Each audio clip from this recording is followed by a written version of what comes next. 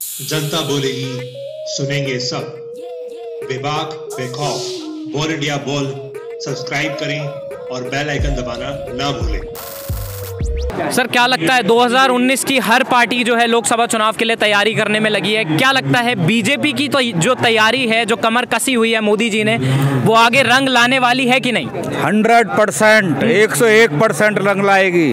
गठबंधन से कुछ नहीं होगा। वो चोर चोर मौसेरे भाई हैं, सब समझ रही है जनता उन्हें कि चोर चोर मौसेरे भाई हैं। इससे कुछ नहीं होने वाला। हमारे मोदी जी आएंगे और देश को विश्व गुरु बनाएंगे। ये हमारे देश की जनता की जागरूकता है। और पहले से हो जाती तो अब तक हमारा देश पहले नंबर पर होता है। तो 5 साल में 6ठे नंबर पर आया है। और पहले से जागरूक हो जाती जनता तो पहले नंबर पर होता। विश्व गुरु बनकर रहेगा। मोदी जी को कोई रोकने वाला नहीं है। ये हमारा सबका आशीर्वाद। अच्छा, मोदी जी जेवर एयरपोर्ट की बात करते हैं, उद्घाटन करेंगे, दिल्ली जाना नहीं पड़ेगा, सुविधा हो जाएगी एक पब्लिक को।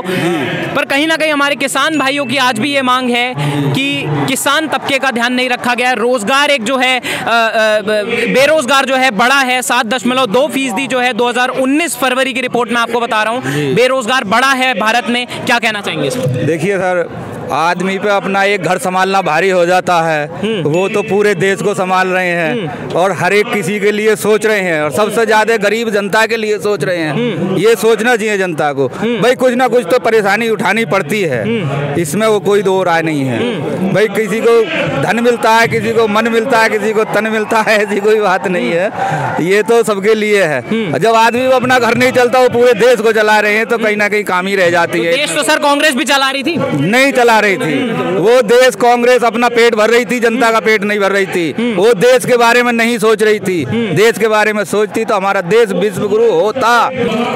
हाँ जी, बताइए सर, क्या लगता है बीजेपी इस बार कमल खिल पाएगा कि नहीं? देखिए, हमारे विचार से तो कमल खिल पाएगा पूरी तरह से। लेकिन कुछ लोग जो जंग लगी हुई जो पिछली मशीनरी है ना, उसका सुधारना बहुत अनिवार्य है। हम किसान हैं और गांव के रहने वाले हैं। हमने देखा है कि हम किसी दफ्तर में, कार्यालय में, जहां भी जाते हैं, वहां हम ये पाते हैं कि कोई भी आदमी सही काम को करने के लिए तैयार नहीं है। वो लोग क्या है कि बस अपने मटर भुनाने में लगे हुए हैं। उन्हें चिंता नहीं है कि नीचे जो हमें योजना दी गई है उनको वहां तक क्रियान्वित किया जाए, पारदर्शन किया जाए।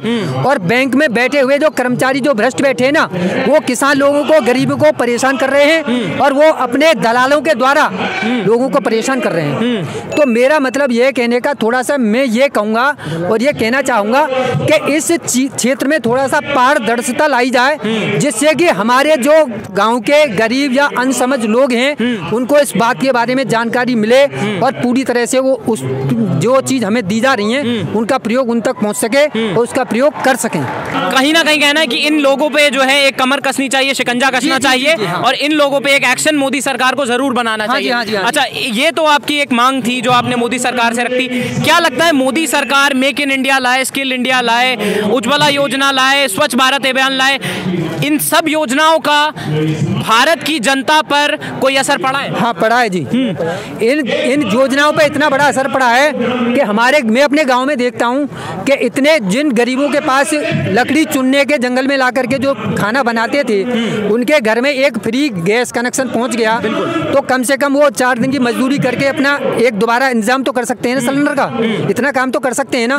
तो उनका इतना टाइम जो वेस्ट होता था वो उन्हें समय बचा और उन्होंने जो है का उसके बदले में अपना रोटी बनाने का जो उन्हें साधन मिला, उससे वो लाभान्वित हो रहे हैं। और जो हमारे देश में जो महिला, हमारी बहन बेटियां जो चौरे में शौच करती थी, हर घर में शौचालय देने के बाद में बहुत बड़ा निजात मिला है और हमारे वातावरण को शुद्धता मिली है। ये बहुत बड़ा काम हुआ है। अच्छा, कहीं ना कहीं किसानों की बात करें तो मोदी जी तो कहते हैं कि हमने जो खाद है और जो कीटनाशक हैं वो सस्ते उसमें मुहैया कराए हैं किसानों को। क्या कहना चाहेंगे? देखिए, उसमें ऐसा है कि किसानों के लिए थोड़ा सा DAP और ये क्या नाम है, बिजली का थोड़ा भार बढ़ाया है।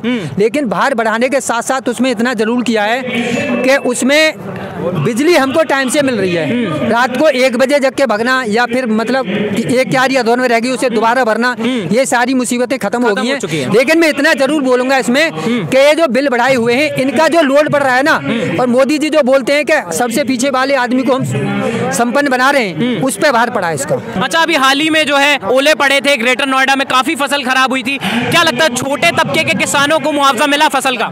कम लोगों को मिला है। हाँ। जिन लोगों ने जुगाड़बाजी लगा के पटवारी से वकील ऐसे करके जो पैसे दे करके जो काम हुआ है ना, वही चीज खत्म। हम कह रहे हैं कि वो चीज खत्म होनी चाहिए, वो चीज खत्म होनी चाहिए। हाँ। दलाली खत्म नहीं है, दलाल MP दलाल MLA दलाल, दलाली खत्म नहीं है। मेरठ में मोदी जी ने एक बात कही थी कि जब मंत्री संतरी नहीं लेंगे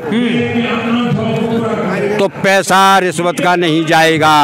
मैं उस रैली में था, लेकिन मंत्री संतरी अभी नहीं रुके, पैसा हमसे और ज्यादा बढ़ के जा रहा दलाली का, और हम नहीं देते तो फटकार लगती है ऑफिस में, हम भागो यहाँ से।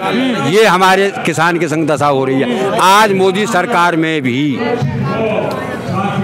समझ रहे हो। तो कहीं ना कहीं कहना ये है कि विफलता, हाँ ये है, सब बात छोड़ते हुए अपने दुख को झेलते हुए हम किसान, लेकिन देश की ओर, जब हम देश की ओर जा रहे हैं, देश के लिए अच्छा किया है, सेना को खुली छूट दी, अभिनंदन 58 घंटे में बुलाया, ठीक, इस वजह से हम मोदी को चाहते बस। तो ये है हमारे किसान भाइयों की राय, जो कहते हैं कि कहीं ना कहीं देश पहले है, इसीलिए मोदी सरकार को इस बार जो है एक चुनाव में जो है जिताने का प्रयास करेंगे, और ये आश्वासन दिलाते हैं कि अगर 2019 में बीजेपी की सरकार आती है तो इनको पूरा आश्वासन है कि कहीं ना कहीं इनके मुद्दों पे बीजेपी सख्त जो है एक्शन जरूर लेगी। बने रहिए हमारे साथ।